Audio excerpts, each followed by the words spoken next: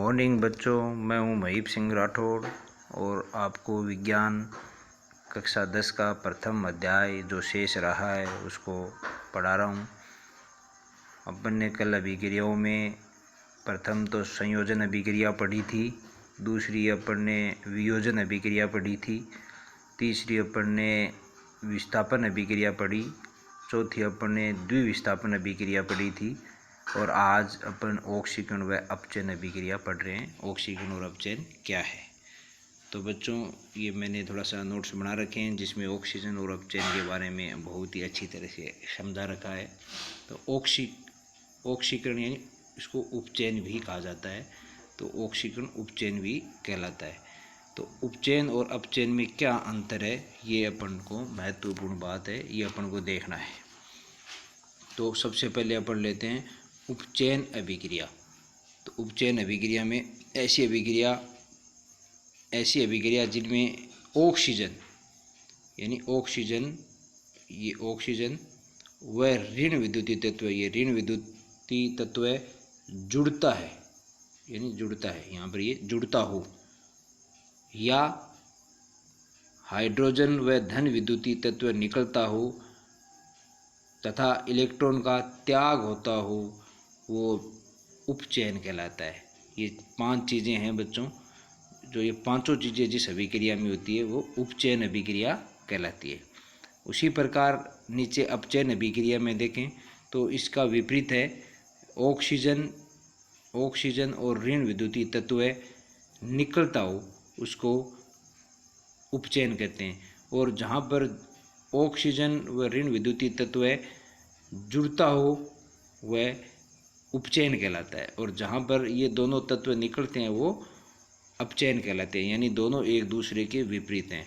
उसी प्रकार हाइड्रोजन और धन विद्युतीय तत्व जहाँ पर जुड़ता हो वो तो कहलाता है उपचयन, और जहाँ पर निकलते हैं वो कहलाता है उपचयन।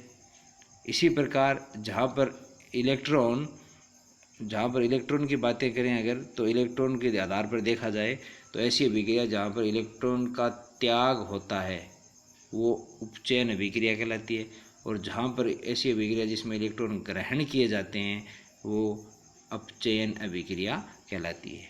तो इलेक्ट्रॉन त्यागने व ग्रहण करने के आधार पर ये हैं। ये पांचों चीज़ों को मैंने नीचे विस्तार से समझा रखा है कि कौन कौन सी 5 चीज़ें हैं जो परिभाषा में दे रखी हैं, वो कौन कौन सी 5 चीज़ें हैं जो ऑक्सीकरण और अपचयन को निर्धारित करती है, तो उपचयन और अपचयन में जो महत्वपूर्ण है। इन पांचों चीज़ों को अपन अब विस्तार से देखेंगे। तो अगर देखा जाए तो देखो, इसमें ये 5 चीज़ें हैं। ऑक्सीजन का जुड़ना, ऋण विद्युतीय तत्व का जुड़ना, धन विद्युतीय तत्व का निकलना, हाइड्रोजन का निकलना और इलेक्ट्रॉन का त्यागना। ये पांचों जिसमें होता है, ये पांचों चीज़ें जिसमें घटित होती है वो कौन सी अभिक्रिया कहलाती है?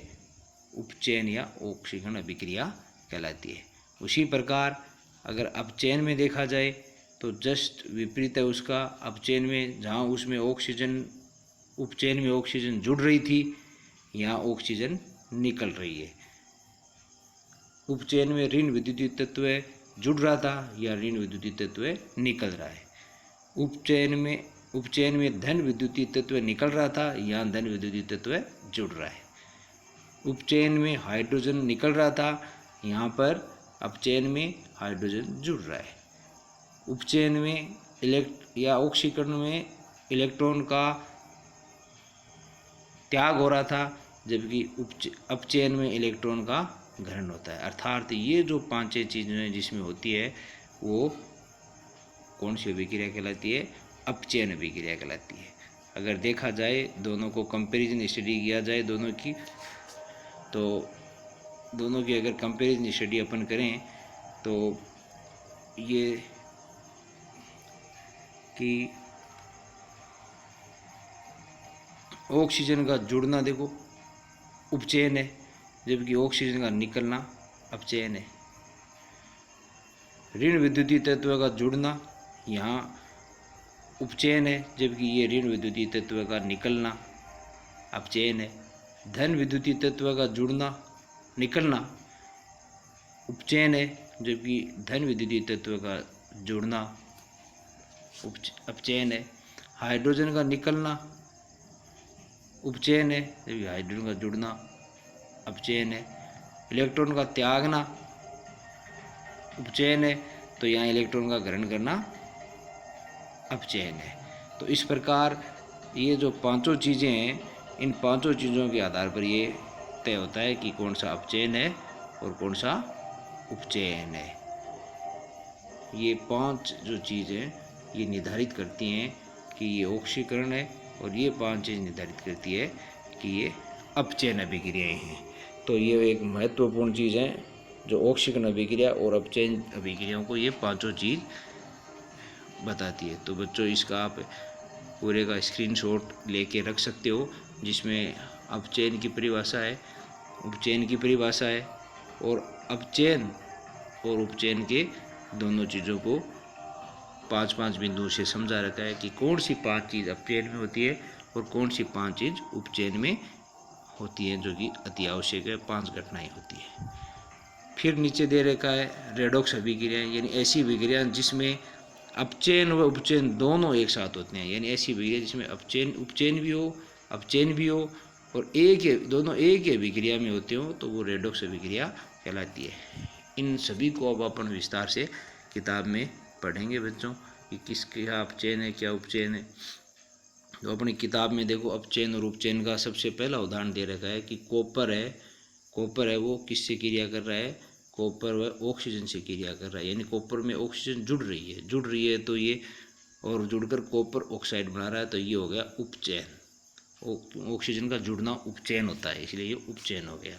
उसी प्रकार इसमें हाइड्रोजन का जुड़ना है, तो हाइड्रोजन का जुड़ना होता है अपचयन, तो ये एक प्रकार की अपचयन अभिक्रिया हो गई। उसी प्रकार अगर आगे देखें और भी उदाहरण दे रखे हैं इसमें अपचयन और उपचयन के, तो ये अपचयन और उपचयन अभिक्रिया हो जाती हैं। तो अपचयन अभिक्रिया में अपन और भी उदाहरण इसके देख सकते हैं कि किसको अपचयन कहते हैं, किसको उपचयन कहते हैं। तो इसके और उदाहरण लेते हैं अपन, जैसे मान लो कार्बन है, कार्बन में O2 जोड़ा अपन ने, ऑक्सीजन जोड़ने पर बना CO2। तो इस अभिक्रिया को अगर देखा जाए बच्चों, तो इसमें ऑक्सीजन जुड़ रही है, तो ऑक्सीजन जुड़ना क्या, कौन सी अभिक्रिया कहलाती है, उपचयन कहलाती है। उसी प्रकार ऋण विद्युत तत्व का जुड़ना भी उपचयन कहलाता है। जैसे मैग्नीशियम है, इसमें अगर अपन क्लोराइड जोड़ें Cl2, तो इसमें बनता है मैग्नीशियम क्लोराइड MgCl2। चूँकि ये ऋण विद्युतीय तत्व है, ये जुड़ रहा है यहाँ पर, इसलिए ये भी कौन सी अभिक्रिया होगी, उपचयन अभिक्रिया होगी। तो ये ऋण विद्युतीय तत्व का जुड़ना, ऑक्सीजन का जुड़ना, ये सब उपचयन अभिक्रिया है। वह इलेक्ट्रॉन का त्यागना भी उपचयन अभिक्रिया है। तो तीसरा अपन अगर इलेक्ट्रॉन के त्यागने का उदाहरण भी अगर अपन देखें, तो जैसे ये सोडियम परमाणु है, वो इलेक्ट्रॉन त्याग कर सोडियम आयन बनाता है, और एक इलेक्ट्रॉन साथ में त्याग देता है। तो इलेक्ट्रॉन त्यागना आता है किस अभिक्रिया में, उपचयन अभिक्रिया में। तो ये भी अपन कह सकते हैं कि उदासीन परमाणु से आयन बनने पर जो इलेक्ट्रॉन त्यागा जाता है, वो भी सारी अभिक्रियाएं किस अभिक्रिया में आती है, उपचयन अभिक्रिया में आती है। इसके विपरीत अगर देखा जाए अपचयन अभिक्रिया, तो अपचयन अभिक्रिया में अपन बिल्कुल विपरीत ले सकते हैं उनके, कि जैसे वहाँ पर अपन ने ऑक्सीजन का जुड़ना उपचयन है, तो ऑक्सीजन का निकलना अपचयन है। तो जैसे ऑक्सीजन का निकलना अगर अपन देखें, तो 2Mg जो अपन ने अभिक्रिया पहले पढ़ी थी, MgO मैग्नीशियम ऑक्साइड, अगर इसको विघटित किया जाए तो 2Mg प्लस O2 बनता है, O2 बनेगा। तो चूंकि ये मैग्नीशियम ऑक्साइड है, इससे मैग्नीशियम बना और साथ में ऑक्सीजन बना, तो ऑक्सीजन निकल गई, ऑक्सीजन बाहर निकल जाती है। तो ऑक्सीजन निकलना क्या कहलाता है, अपचयन कहलाता है। तो ये एक प्रकार की अपचयन अभिक्रिया हो जाती है। तो ऑक्सीजन का निकलना अपचयन है। उसी प्रकार ऋण विद्युतीय तत्व का जुड़ना तो उपचयन है, तो ऋण विद्युतीय तत्व का निकलना अपचयन है। तो इसमें भी एक अपन उदाहरण ले सकते हैं, जैसे अपन ऋण विद्युत तत्व Cl3 है, 2FeCl3, इसका भी होता है। तो इसका आगे रिएक्शन करते हैं तो ये 2FeCl2 बनाता है, प्लस साथ में और निकल जाता है उसको, वो है Cl2। Cl2 है वो ऋण विद्युतीय तत्व है। तो ऋण विद्युतीय तत्व यहाँ निकल रहा है, तो ऋण विद्युतीय तत्व जिसमें निकलता है वो कौन सी अभिक्रिया कहलाती है? उपचयन अभिक्रिया कहलाती है। तो ये उपचयन अभिक्रिया का उदाहरण हो गया कि फेरिक क्लोराइड है वो फेरस क्लोराइड बनाता है और एक क्लोरीन को मुक्त करता है। ये क्लोरीन है वो ऋण विद्युतीय तत्व होने के कारण ये अभिक्रिया हो गई, आपके उपचयन अभिक्रिया हो गई। तो इस प्रकार अपन ने 2-3 एक्स्ट्रा उदाहरण दिए हैं किताब से कि किसको अपचयन कहते हैं और किसको उपचयन अभिक्रिया कहा जाता है। उसके बाद में बच्चों अपन देखते हैं रेडॉक्स अभिक्रिया। रेडॉक्स अभिक्रिया यानी ऐसी अभिक्रिया जिसमें ऑक्सीकरण व अपचयन दोनों एक साथ होते हैं, उसको रेडॉक्स अभिक्रिया कहते हैं। और इसका उदाहरण किताब में ये दे रखा है, कॉपर ऑक्साइड को हाइड्रोजन से क्रिया करते हैं तो CO और H2 बनता है। इसमें दिखा रखा है कि कॉपर ऑक्साइड है, इससे कॉपर बन रहा है, अर्थात इसमें ऑक्सीजन निकल गई, ऑक्सीजन निकल रही है। ऑक्सीजन का क्या हो रहा है? माइनस हो रहा है, निकल रही है। तो जिसमें ऑक्सीजन निकल जाती है उसको क्या कहते हैं? उसको कहते हैं अपचयन। और यहाँ हाइड्रोजन से H2O बन रहा है, तो इसमें ऑक्सीजन जुड़ रही है, ऑक्सीजन का परमाणु जुड़ रहा है।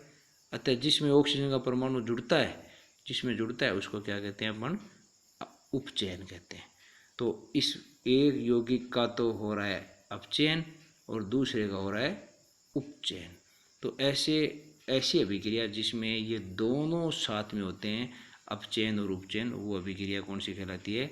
रेडॉक्स अभिक्रिया कहलाती है। तो बच्चों रेडॉक्स अभिक्रिया वह अभिक्रिया है जिसमें उपचयन और अपचयन दोनों घटनाएं एक साथ होती है, वो रेडॉक्स अभिक्रिया कहलाती है। इसके अन्य भी एग्जाम्पल हैं अपने पास, उदाहरण है यहाँ पर ये और एक ये दे रखा है।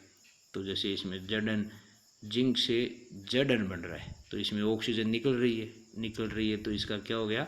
ये अपचयन हो गया, अपचयन हो गया।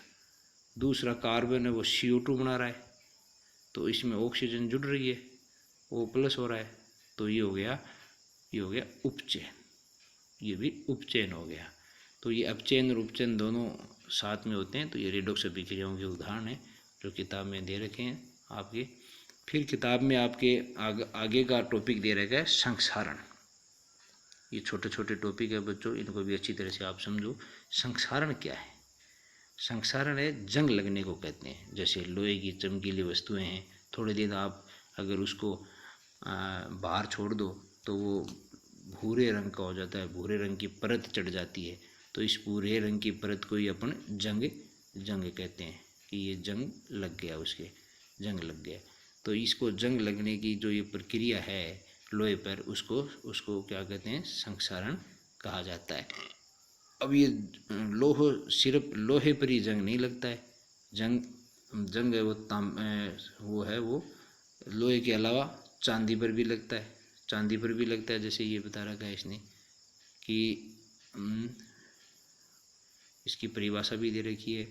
जब कोई धातु अपने आसपास अम्ल, आर्द्रता आदि के संपर्क में आती है तब ये संक्षारित होती है, और संक्षारित होने की यानी जंग लगने की क्रिया को ही संक्षारण कहते हैं। उसके बाद में अगर आगे देखा जाए तो ये जंग सिर्फ लोहे पर ही नहीं लगती है, तांबे पर भी बच्चों जंग लगती है, चांदी पर भी जंग लगती है, चांदी पर भी जंग लगती है। तो चांदी पर जंग लगने के बाद में कैसा होता है?